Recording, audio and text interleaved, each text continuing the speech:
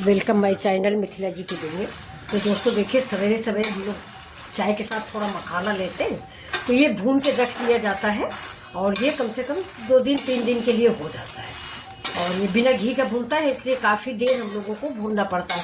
अगर घी में भून लिया जाए तो ये तुरंत भून जाता है, लेकिन ये घी में हम लोग भूनते नहीं हैं, बहुत थोड़ा सा घी डालते हैं, मुश्किल से 1 चम्मच। तो ये भूनने में टाइम लगता है।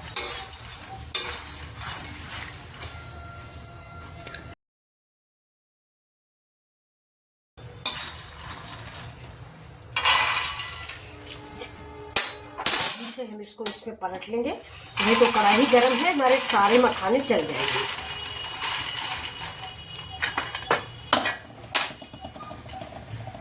ये देखिए, सवेरे सवेरे मखाने भून के रख गए हैं।